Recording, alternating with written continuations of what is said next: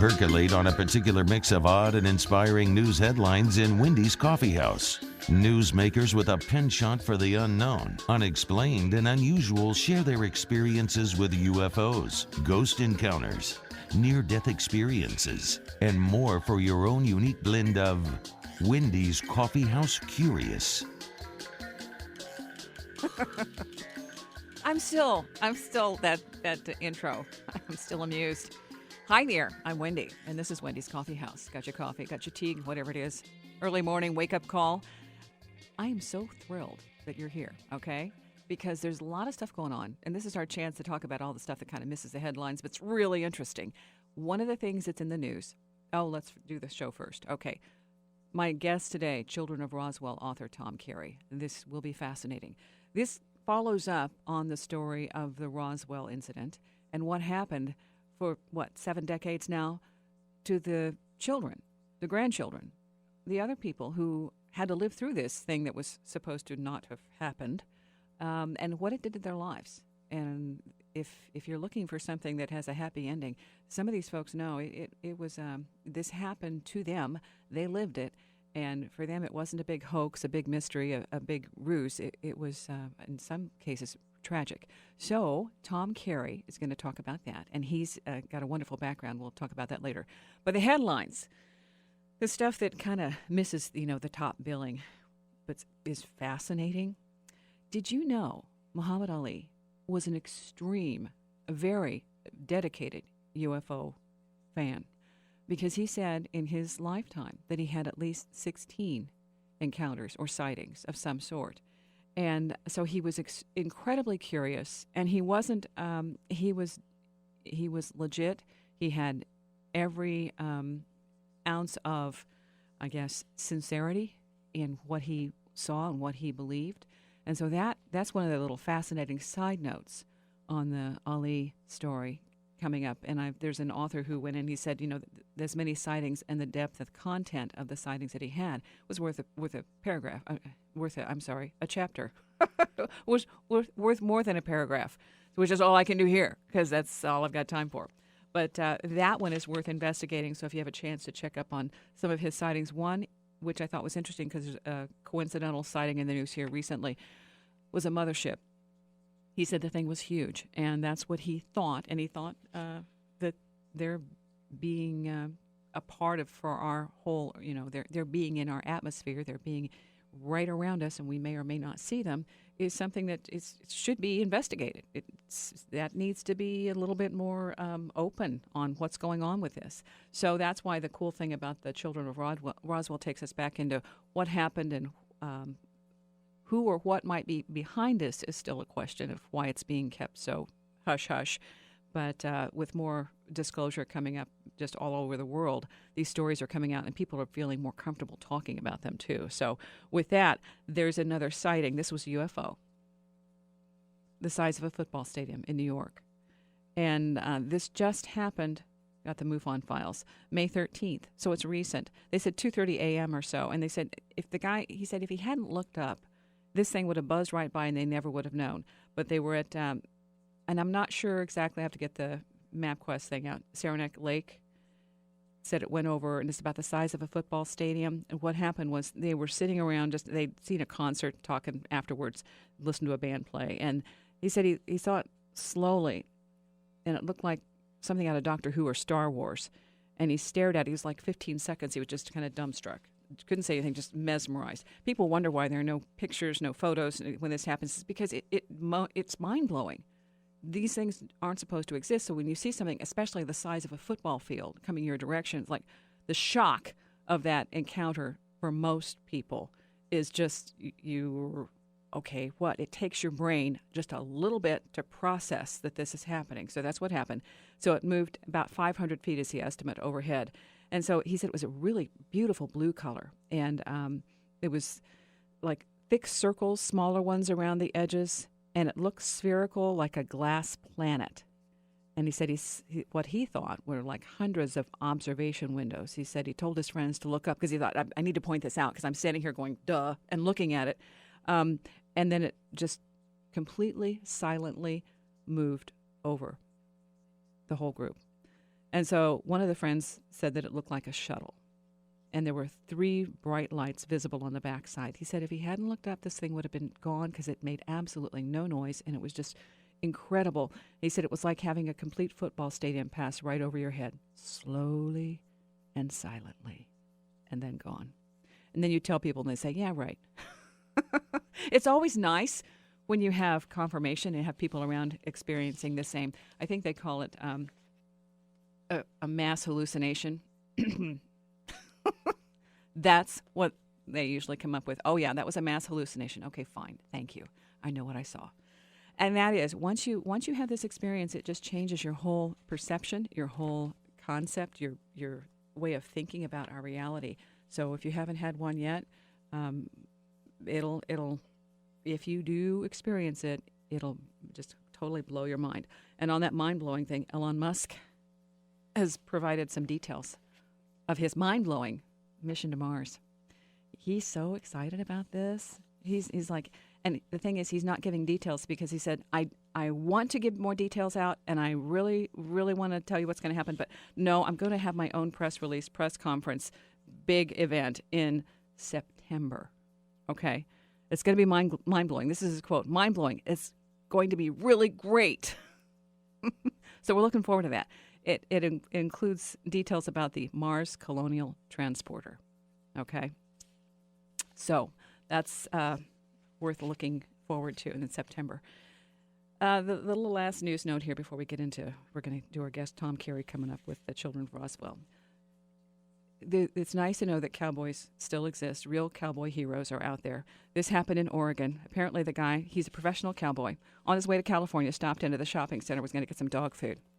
He hears a woman screaming for help, like just middle of the parking lot.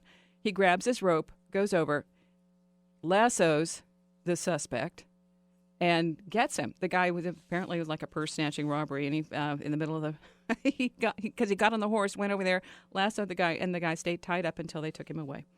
So there you go. It was not a movie. You were not seeing this reenactment. It was a real thing. Oregon, Eagle Point Shopping Center. Yay! Heroes on horses, on horseback. Up next, author Tom Carey, Children of Roswell. This is a fascinating book. If you have a chance, you're going to want to get it because of the stories in here. There are still some mysteries that may never be resolved, but are definitely worth keeping an open mind about.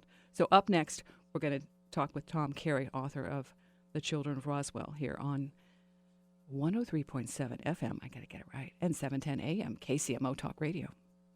Kansas City's most stimulating talk, KCMO.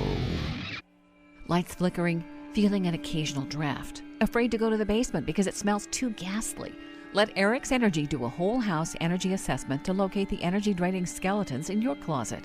Install quality conventional solar, geothermal, or other energy-saving technologies for a happy, comfortable home.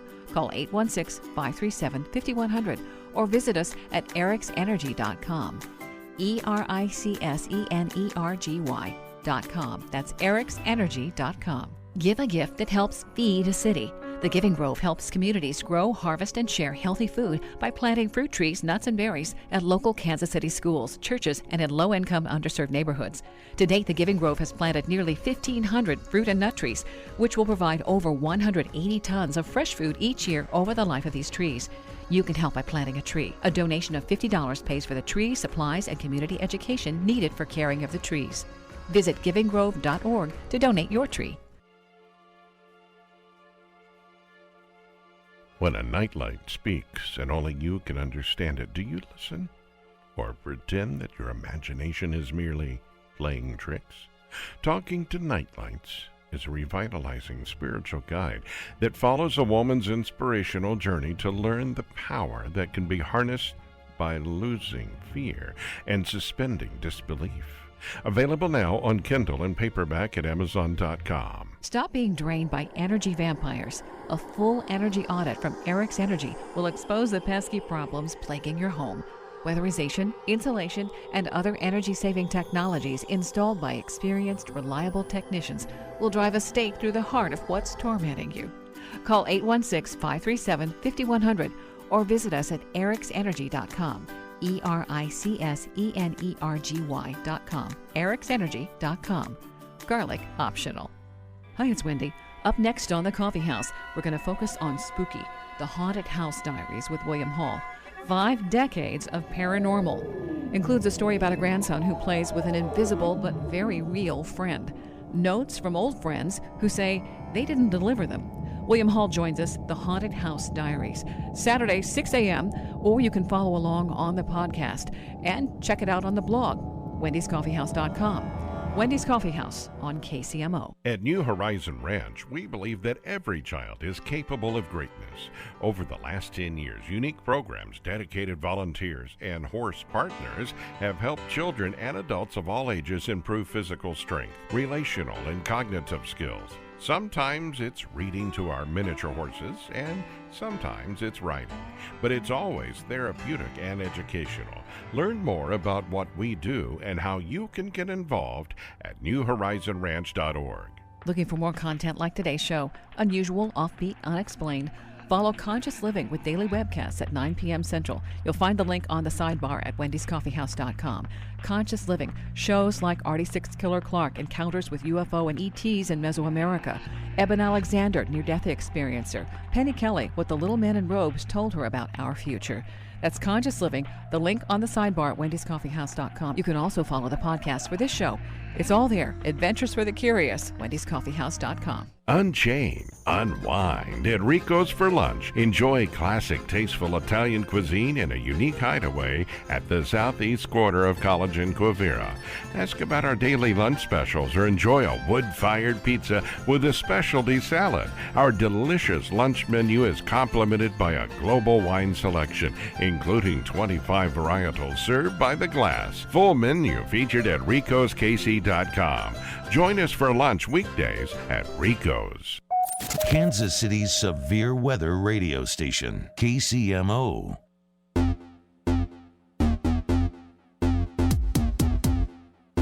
KCMO Talk Radio. Hi there, I'm Wendy, and this is Wendy's Coffee House.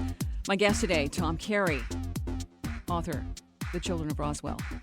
This is an incredible story, and for decades, there's still continues to be this thing of it was a balloon, it was a weather balloon, blah, blah, blah. Why the story never gets changed and that still hovers, I don't know. Because you've got people who have done the vetting, they've done the research, and they've got all sorts of wonderful little factoids, but none of that seems to sit or register. So Tom Carey, I'm so glad you're on the case. Your background, top secret crypto clearance, Air Force veteran. That's just like, that's the glossy overview. But I'm thrilled that you're doing what you're doing and not letting this thing just quietly continue to be labeled as a hoax. So thank you for talking today. And we're trying to get the connection here on the phone. Apparently somebody spilled coffee on the switch during the week, and it's caused a little bit of electronic issue. So Tom Carey also had, if you're looking for more background, consultant, interviewer, or interviewee on the Sci-Fi Channel documentary, The Roswell Crash. Try him now. Tom, are you there yet? Can you hear me? Okay. We're still waiting to get the connection through. Anyway, there's another guy I'm going to be interviewing, Paul Davids, who was part of this documentary, UFO documentary, and I'll be talking with Paul Davids in a couple or 3 shows anyway. He worked with him on getting some of this information out, and as a matter of fact, he credits Paul in the book, saying, thank you so much for believing in us and following along. But the deal with this is that this is the book right now we're talking about, Children of Roswell, is kind of book 2, because the final book, Roswell, The Verdict of History, is due for a release here. And it'll be kind of following up on the stories from this book. In this book, you're talking about the daughter of a witness to an alien body. She discovered that her phone had been bugged for years. This is a daughter of the witness, okay? This is the daughter. And then there's another, how the U.S. Air Force tried to change the mind of the son of the Roswell intelligence officer. And then there's a principal witness, the son of the principal witness, who disappeared in 1960. So those are the highlights of some of the things that the book covers. And basically, if you're new to the story, in 1947, alien spacecraft crashed near Roswell. All right, so it's been documented. There's been all sorts of cases. The deal is, for the most part, it's been passed off as some kind of a hoax, and it was just a balloon crash. Well, one of the kids who was the son of one of these witnesses, he was completely ostracized because his father was part of this case. And so he goes to school and they're saying, oh, well, yeah, you got all sorts of notoriety because your dad is a hoaxer and this was all about some balloon crash. So it made his life really uncomfortable. Things like that, sometimes we forget about the people who are involved in some of these cases. Their families are also impacted. And that was the huge deal about this case. There are a couple of incidents in here where when they were interviewing people, some of them, the children, for the first time, it was so distressing because of the history of, intimidation, bullying, fear, that kind of thing. Try him now. That it made it complicated. Okay, I'm getting a note to go ahead. Tom, are you on the line with me yet? We're trying. Hello, can you hear me? I can hear you, Tom. Hi there. Okay, I can hear you. You're a little faint, but I can hear you. As long as you can make it out, we're good. All right. Oh, that's good. Thank you. All right, let's get into it. I wanted to. I'm just going to dig to the meat. Okay, there's a little piece of metal, non-metal substance that you talk this 2 or 3 times in the book, just for people who are kind of on the fence about this. That story, I think, that's a little piece of evidence that somehow several people managed to touch, to see, to encounter that says this isn't from our reality, our space. Can you brief us on that? Yes, you're talking about what Don Schmidt and I call the Holy Grail of Roswell. It's also known as a piece of memory metal. It's a piece of metal that was part of the UFO crash in 1947. There was a lot of it because it was found in a sheep pasture where the thing crashed, and there was all sorts of metal and debris, and a lot of it was this memory metal. And a number of people over the years, according to witnesses that we've interviewed, at one point or another had come into possession, either through the family or through friends or military or civilian.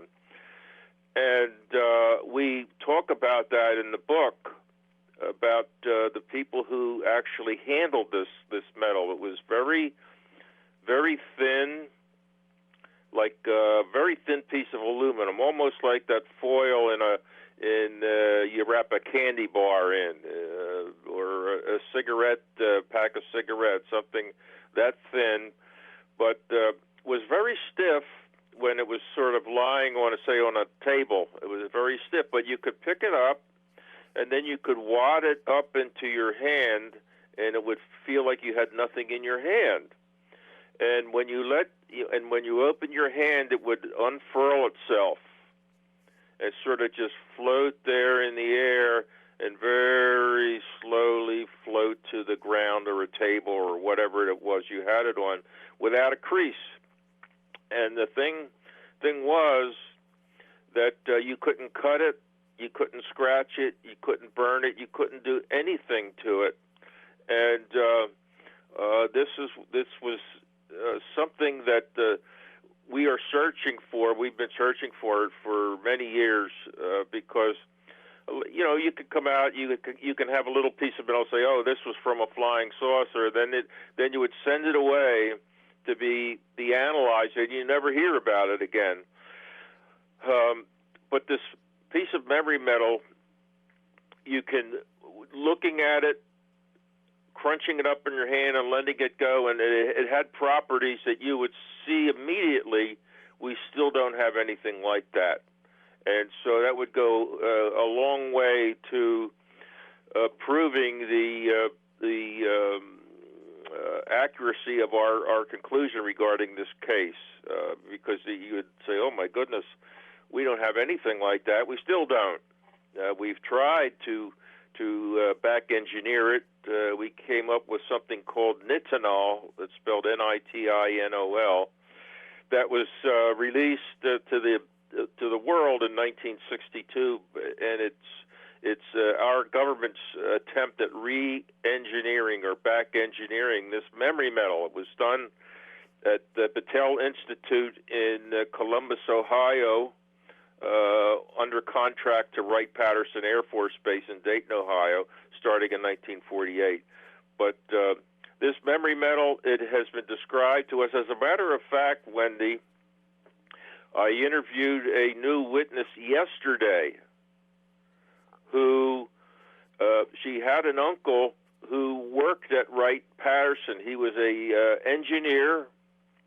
His specialty was lasers and radar. And he worked at Wright-Patterson in the late 1960s and into the mid-1970s. And he had the woman, they were over to their house, the uncle's house for Thanksgiving dinner one year in the 1970s. Now this is before the general public ever became aware of the Roswell case beyond the initial two-day story back in 1947. This was way before the first book on Roswell, which came out in 1980. So they're sitting around the dinner table on Thanksgiving, and again, this is in the 1970s.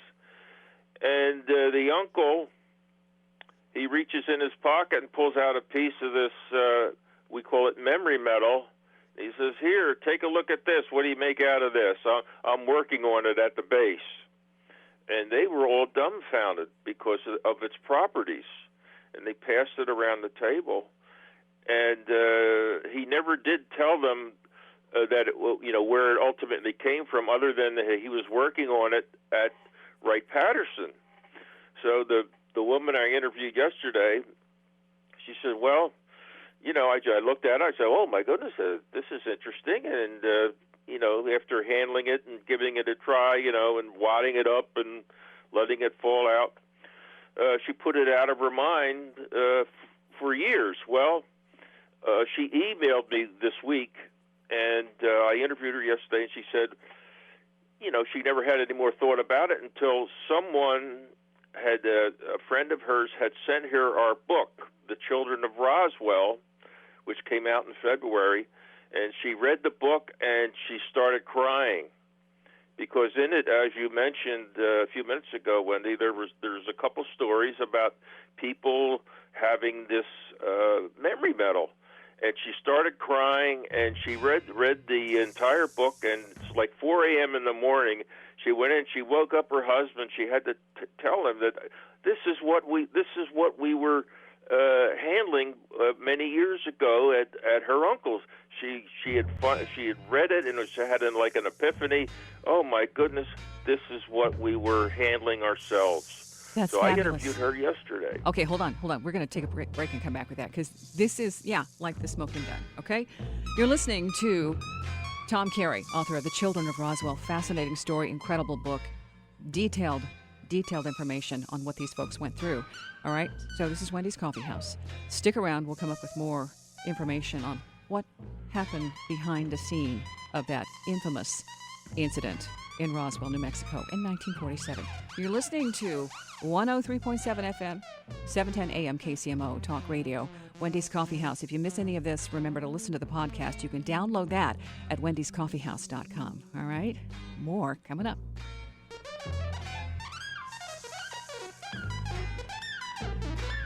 Unchain, unwind at Rico's for lunch. Enjoy classic, tasteful Italian cuisine in a unique hideaway at the southeast corner of College and Quivira. Ask about our daily lunch specials or enjoy a wood-fired pizza with a specialty salad. Our delicious lunch menu is complemented by a global wine selection, including 25 varietals served by the glass. Full menu featured at ricoskc.com. Join us for lunch weekdays at Rico's. Lights flickering, feeling an occasional draft. Afraid to go to the basement because it smells too ghastly. Let Eric's Energy do a whole house energy assessment to locate the energy draining skeletons in your closet. Install quality conventional solar, geothermal, or other energy-saving technologies for a happy, comfortable home. Call 816-537-5100 or visit us at ericsenergy.com. ERICSENERGY.com. That's ericsenergy.com. CBS News Update. 22-year-old singer Christina Grimmie, seen and heard on The Voice, is dead. I came in like a wrecking ball. I never hit so hard in love. She was in Orlando last night, had sung at a venue, and was signing autographs at a merchandise table.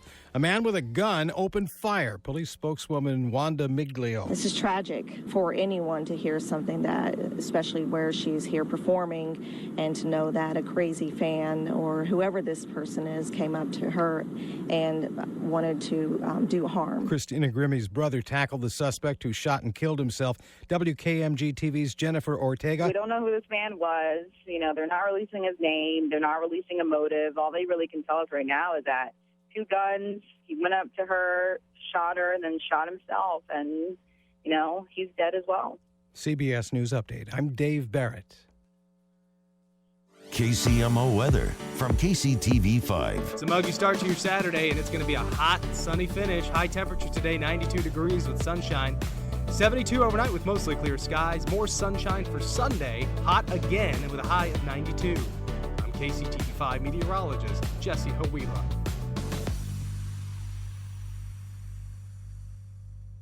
Hi, it's Wendy.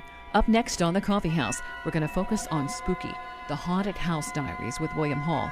5 decades of paranormal. Includes a story about a grandson who plays with an invisible but very real friend. Notes from old friends who say they didn't deliver them. William Hall joins us, The Haunted House Diaries, Saturday, 6 a.m., or you can follow along on the podcast and check it out on the blog, wendyscoffeehouse.com. Wendy's Coffee House on KCMO. Give a gift that helps feed a city. The Giving Grove helps communities grow, harvest, and share healthy food by planting fruit trees, nuts, and berries at local Kansas City schools, churches, and in low-income, underserved neighborhoods. To date, the Giving Grove has planted nearly 1,500 fruit and nut trees, which will provide over 180 tons of fresh food each year over the life of these trees. You can help by planting a tree. A donation of $50 pays for the tree, supplies, and community education needed for caring of the trees. Visit givinggrove.org to donate your tree. At New Horizon Ranch, we believe that every child is capable of greatness. Over the last 10 years, unique programs, dedicated volunteers, and horse partners have helped children and adults of all ages improve physical strength, relational and cognitive skills. Sometimes it's reading to our miniature horses, and sometimes it's riding. But it's always therapeutic and educational. Learn more about what we do and how you can get involved at newhorizonranch.org. When a nightlight speaks and only you can understand it, do you listen? Or pretend that your imagination is merely playing tricks? Talking to Nightlights is a revitalizing spiritual guide that follows a woman's inspirational journey to learn the power that can be harnessed by losing fear and suspending disbelief. Available now on Kindle and paperback at Amazon.com. Carson in the morning. Why more women are letting their husbands cheat? Really? What? I mean, how often does this happen? Where did you see this? AshleyMadison.com? No, I did not. You know, if my wife did this, I would be like that animal that's raised in captivity. When they take them out, they lift up the cage, and it just kind of sits there in the cage. That's what would happen to me. She'd be like, go cheat this weekend. And I would be. I'd be just like that animal, just cowering. I can't. I've never lived out there. It's been so long. Carson in the morning. Weekday morning 6 to 10. We've got your news right here. KCMO. Online at KCMOTalkRadio.com. Traffic and weather together first on the 4s. And Kansas City's most stimulating talk all day. KCMO Kansas City. And we're back.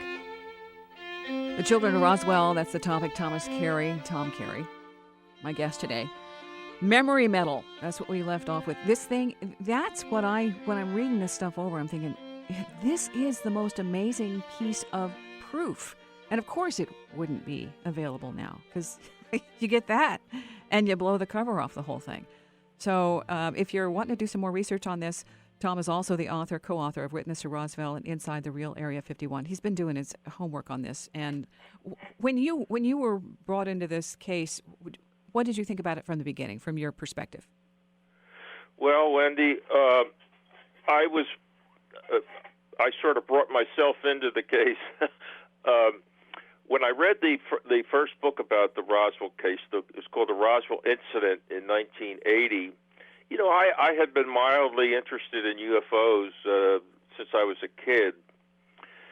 But this book just blew me away because we were talking about not your lights in the sky, they're here one moment and gone the next, and nothing much to do with. But here we're talking about an alleged nuts and bolts craft that was manufactured on another planet somewhere in the universe. And not only that, it had occupants that were described. 4 of them were dead, and 1 was still alive that survived the crash. And even more than that, it was all recovered by our military, and the whole incident was covered up. And the cover-up lasted 31 years until 1978. So it had all the elements of a good mystery. But what really caught my attention was that the crash was discovered by a group of archaeologists, allegedly from the University of Pennsylvania, just a stone's throw from where I live in Huntington Valley. The University of Pennsylvania is in Philadelphia, an Ivy League school. And I had a background in archaeology and anthropology. So I called up, there were these 2 fellows. One is named Kevin Randall, and the other was Don Schmidt, my current co-author, working to reopen the case because nothing had been written publicly for mass distribution since the 1980 book, and we're now in the late 1980s, and they were reopening the case to try to get to the bottom of it. So I called up Kevin and said, "What have you done about trying to locate the archaeologists?" And he said, "Well, we interviewed 1 or 2, but really didn't get anywhere, so we haven't really done much with it." So I said, "Let me have a crack at it." The University of Pennsylvania is in Philadelphia. I live just outside of Philly. Let me have a crack at it. I'll go down there and see what I can find. And that was 1991 when I entered the case as an active investigator, never thinking that 25 years later, here we are talking about it. I'm still active on the case. So is Don. And that story I relayed to you a few minutes ago, I did so because I wanted to demonstrate that we are still on the case, interviewing new witnesses. And the story you heard a few minutes ago is related for the first time ever, so it's sort of a little scoop for your show. I know. I'm like sitting here saying, well, I just talked to this new witness yesterday. So we're looking at what, June 10th, June 9th, whenever in 2016 from something that happened in 1947, and she was only triggered because she saw your book or read your book, and then all of a sudden this thing comes back. It's like, oh my gosh, it was real. I experienced. That's phenomenal. Yes, it was, and she was just a very, it was like an epiphany. It was like, oh my goodness, that's what that stuff was. And she had to wait, and she was crying when she realized, and she had to wake her husband up at 4 a.m. Dear, this I got to tell you. Thank you. I'm not crazy. Yes. Yes. Yeah. It wasn't a dream. Yes, and so she hadn't thought about it for all those years since the 1970s. But we have several stories in the book about people who encountered the memory metal, and one that I particularly like because I researched it was a former NFL football player, and it's in the book. And his name was Tom Brookshire. He played for the Philadelphia Eagles. That's why I knew about him. And I was a big football fan, and the Eagles were playing the Cleveland Browns one day, and Brookshire was a defensive back, and he was the Cleveland Browns had this receiver. His name was Ray Renfro. He was a little crafty receiver.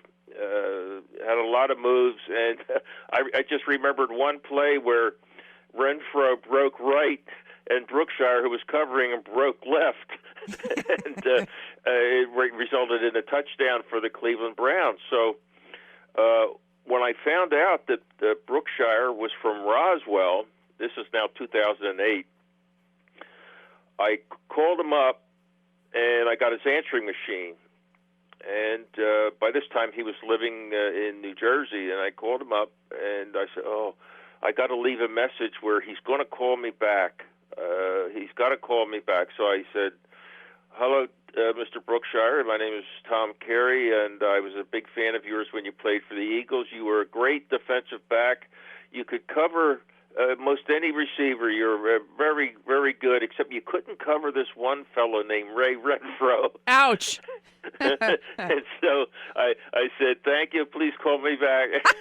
Within 10 minutes, he called me back, and I was in another room, and I just let it go to the answering machine, and I heard this voice. It said, hey, listen, Carey, you don't know what you're talking about. I could, too, cover Renfro. And so I rushed into the kitchen, and we had a good conversation for about an hour. He was a great guy. I knew who he was. He didn't know who I was, but he knew I was calling about Roswell, and but the key was accusing him that he couldn't cover this one receiver. So anyway, he talked about. I said, "Did you remember the Roswell incident from 1947?" He says, "Oh yes, of course." He said he was 16 years old at the time. His father owned a gas station on Main Street, and he knew a lot of the fellas at the base. And when the incident occurred, it was like an iron curtain went down right around the base. Nobody could get in or out for about a week. And when the curtain was finally lifted, the base people wouldn't talk to the townsfolk anymore. They'd come into town, and they were very mum. They just would not talk to the just the bare minimum.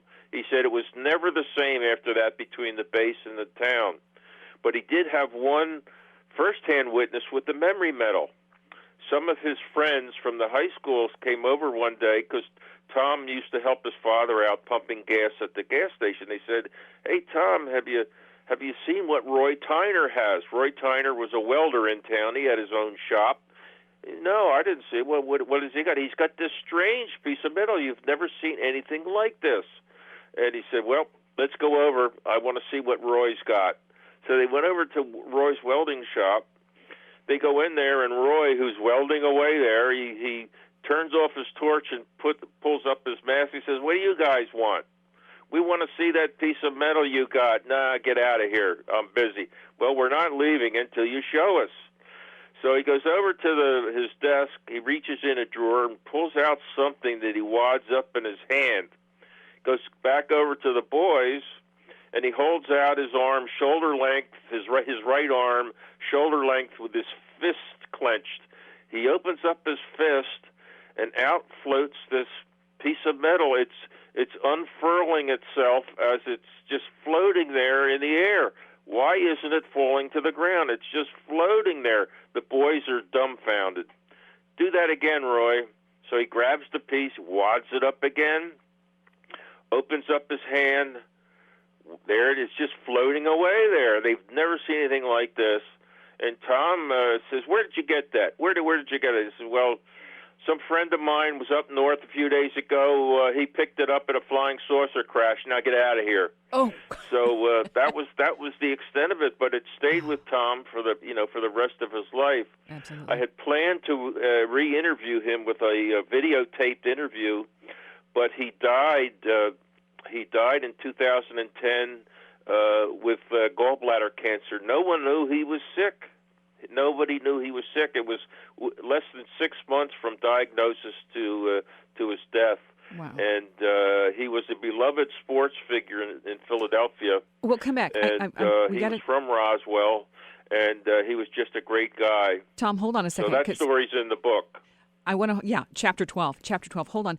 We have to take another break here, but I want to come back with the way you close that, because he was an on-air announcer too, and something that he saw made a nice little end of that chapter. So we're coming back with Tom Carey, and this is called The Children of Roswell, the book that you're going to want to get if you want to find out more about the story, because these are fascinating, the encounters that they had with this mystery metal as well. But Tom Carey here, my guest on Wendy's Coffee House at KCMO.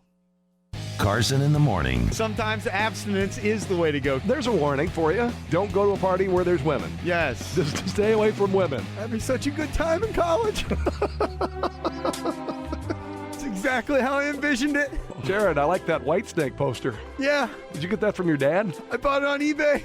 You know, you'll never have girls down to your room. This whole college thing's really working out. I'm thinking about getting a tarantula.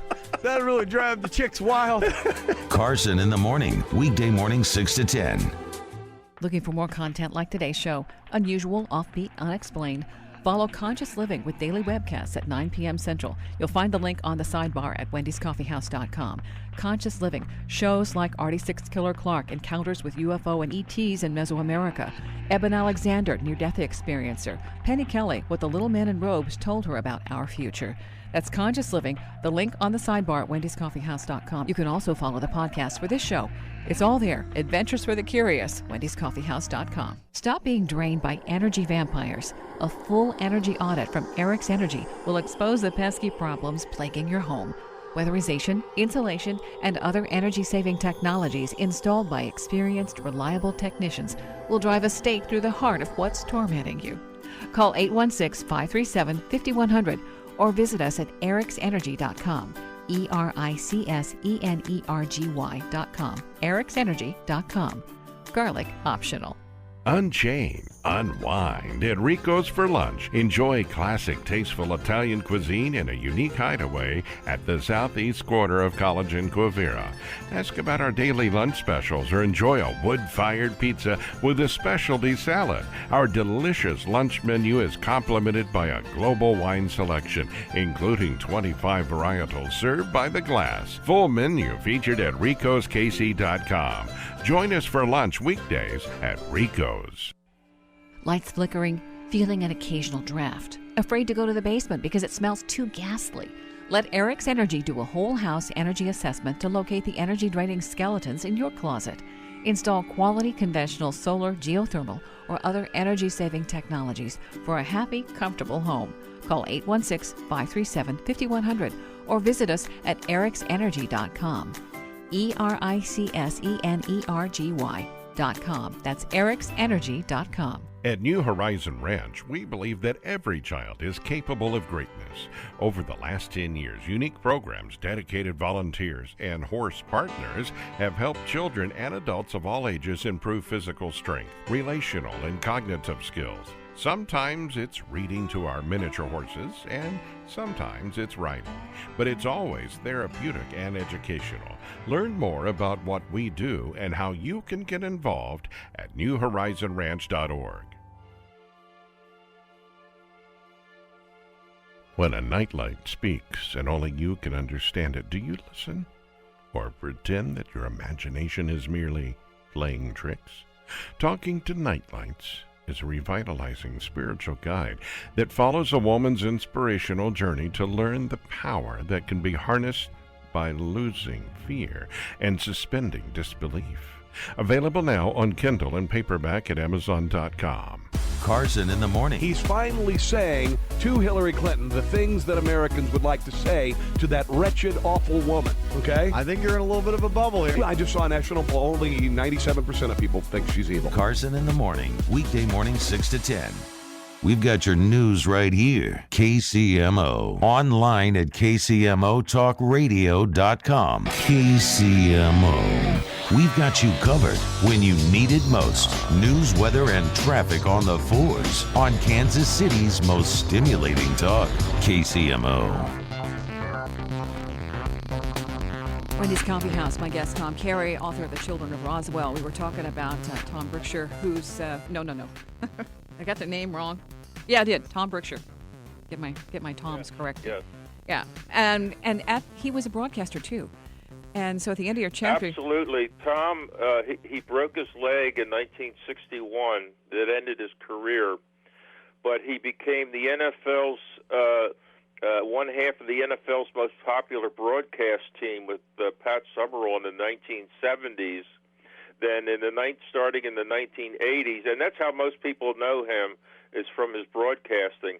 But in the 1980s, he started in Philadelphia the concept of all sports, all talk, all the time radio.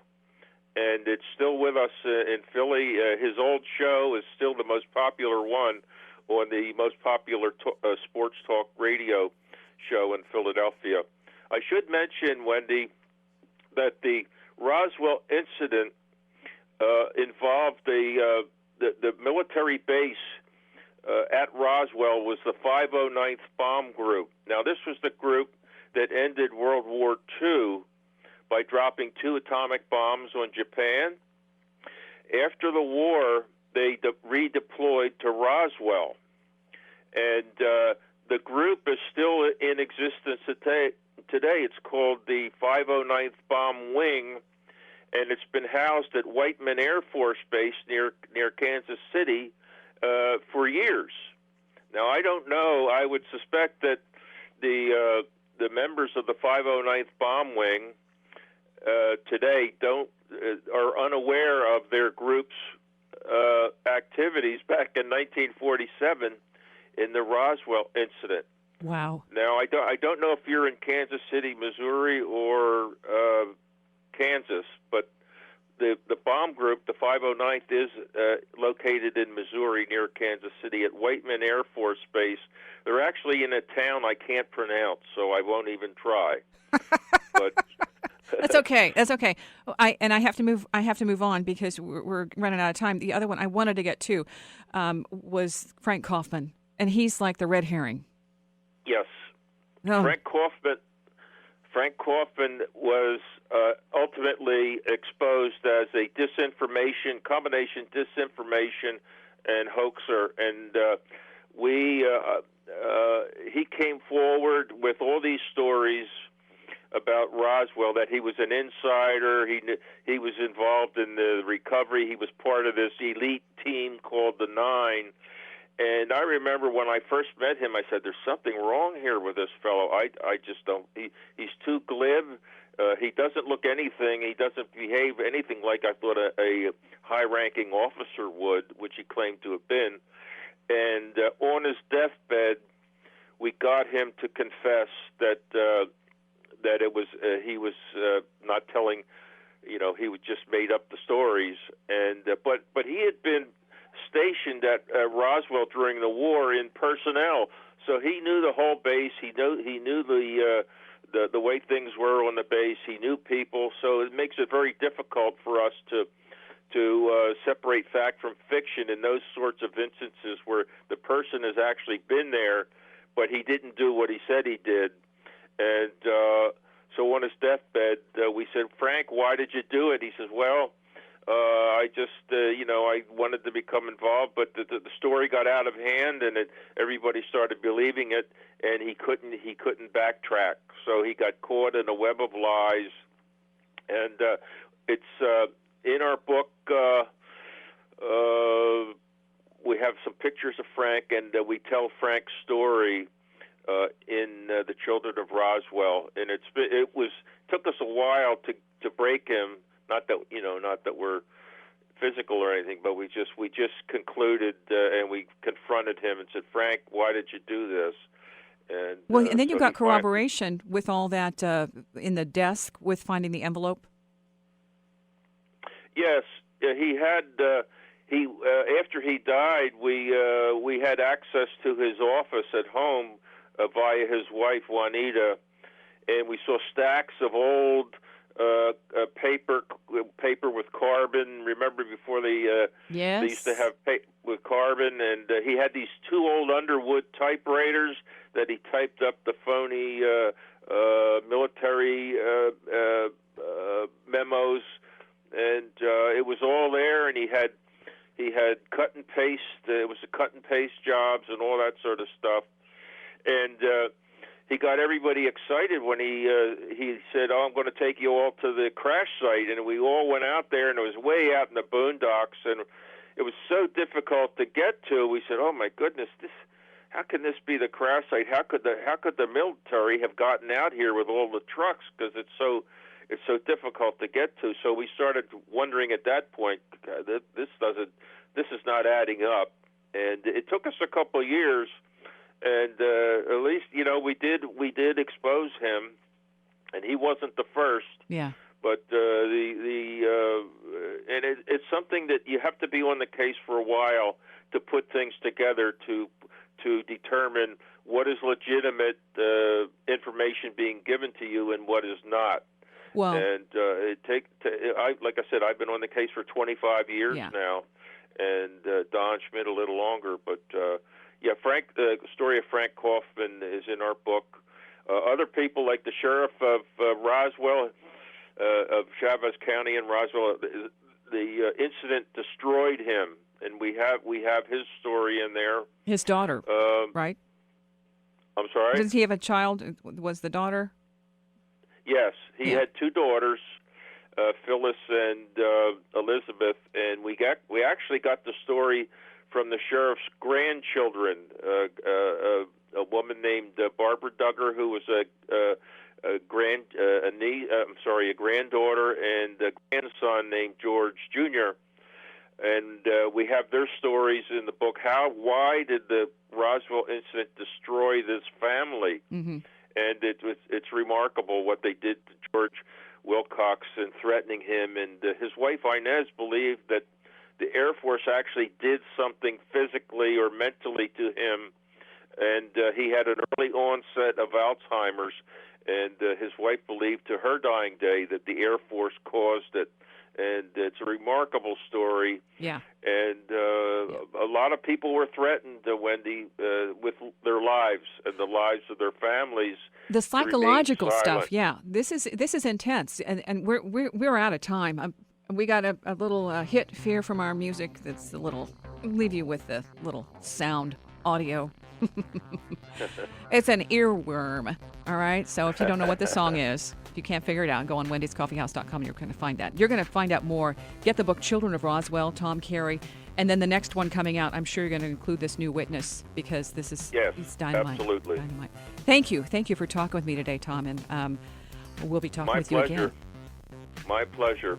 And thank you for listening. Wendy's Coffee House. Again, if you missed any of this, the podcast is on wendyscoffeehouse.com. Okay, it'll be uploaded soon. It will, of course, that has a little downtime, but when it's uploaded, you can listen to it at wendyscoffeehouse.com. Get this book. Fabulous. And thanks for listening. I'm Wendy Garrett. Till next week, next time, stay curious. We'll keep you company.